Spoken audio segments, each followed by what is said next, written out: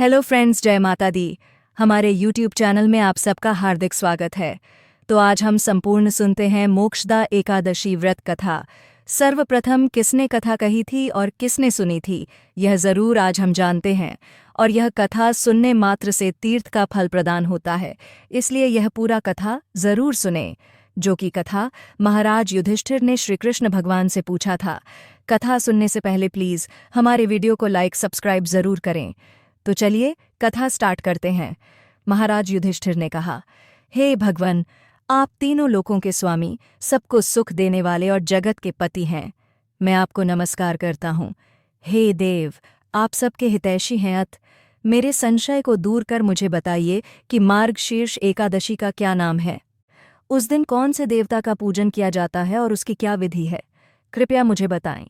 भक्त वत्सल भगवान श्री कृष्ण कहने लगे कि धर्मराज, तुमने बड़ा ही उत्तम प्रश्न किया है।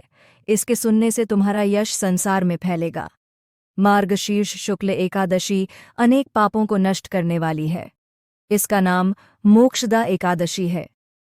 इस दिन दामोदर भगवान की धूप दीप नैवेद्य आदि से भक्तिपूर्वक पूजा करनी चाहिए। अब इस विषय में मैं एक पुराणों की कथा कहता हूँ।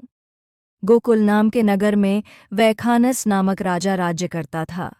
उसके राज्य में चारों वेदों के जाता ब्राह्मण रहते थे। वह राजा अपनी प्रजा का पुत्रवत पालन करता था। एक बार रात्रि में राजा ने एक स्वप्न देखा कि उसके पिता नरक में हैं। उसे बड़ा आश्चर्य हुआ। प्रातः वह विद्वान ब्राह्मणों के पास गया और अपना स्वप्न सुनाया। कहा, मैंने अपने पिता को नरक में कष्ट उठाते देखा है। उन्होंने मुझसे कहा कि हे पुत्र, मैं नरक में पड़ा हूँ, यहाँ से तुम मुझे मुक्त कराओ। जब से मैंने ये वचन सुने हैं तब से मैं बहुत बेचैन हूँ। चित्त में बड़ी अशांति हो रही है। मुझे इस राज्य, धन, पुत्र, स्त्री, हाथी, घोड़े आदि में कुछ भी सुख प्रतीत नहीं होता। क्या करूं? राजा ने कहा, हे ब्राह्मण देवताओं, इस दुकाक के कारण मेरा सारा शरीर जल रहा है। अब आप कृपा करके कोई तप, दान, व्रत आदि ऐसा उपाय बताइए जिससे मेरे पिता को मुक्ति मिल जाए। उस पुत्र का जीवन व्यर्थ है जो अपने माता पिता का उद्धार न कर सके। एक उत्तम पुत्र जो अपने माता पिता तथा पूर्वजों का उद्धार करता है, वह 1000 मूर्ख पुत्रों से अच्छा है। जैसे एक चंद्रमा सारे जगत में प्रकाश कर देता है, परंतु हजारों तारे नहीं कर सकते। ब्राह्मणों ने कहा, हे राजन, यहाँ पास ही भूत, भविष्य, वर्तमान के ज्ञाता पर्वत ऋषि का आश्रम है। आपकी समस्या का हल वे जरूर करेंगे। ऐसा सुनकर राजा मुनि के आश्रम पर गया। उस आश्रम में अनेक शांत चित्त योगी और मुनि तपस्या कर रहे थे। उसी जगह पर्वत मुनि बैठे थे। राजा ने मुनि को साष्टांग दंडवत किया। मुनि ने राजा से सांगोपांग कुशल पूछी। राजा ने कहा कि महाराज, आपकी कृपा से मेरे राज्य में सब कुशल हैं, लेकिन अकस्मात मेरे चित्त में अत्यंत अशांति होने लगी है।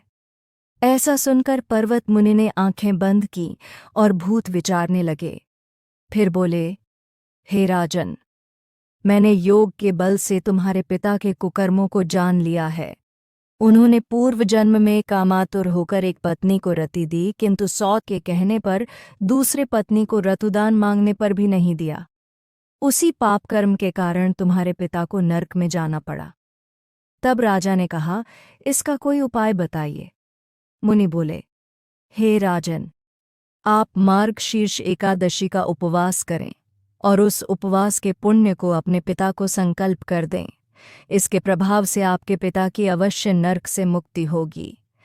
मुनि के ये वचन सुनकर राजा महल में आया और मुनि के कहने अनुसार कुटुंब सहित मोक्षदा एकादशी का व्रत किया।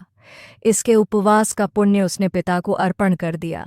इसके प्रभाव से उसके पिता को मुक्ति मिल गई और स्वर्ग में जाते हुए वे पुत्र से कहने लगे, हे पुत्र, तेरा कल्याण हो। यह कहकर स्वर्ग चले गए। मार्गशीर्ष मास की शुक्ल पक्ष की मोक्षदा एकादशी का जो व्रत करते हैं, उनके समस्त पाप नष्ट हो जाते हैं। इस व्रत से बढ़कर मोक्ष देने वाला और कोई व्रत नहीं है। इस कथा को पढ़ने या सुनने से वायपेय यज्ञ का फल मिलता है। यह व्रत मोक्ष देने वाला तथा चिंतामणि के समान सब कामनाएं पूर्ण करने वाला है। प्लीज़ आपको कथा या पसंद आई हो तो वीडियो को लाइक करके चैनल को सब्सक्राइब करें और कमेंट में जय माँ लक्ष्मी ज़रूर लिखें। धन्यवाद।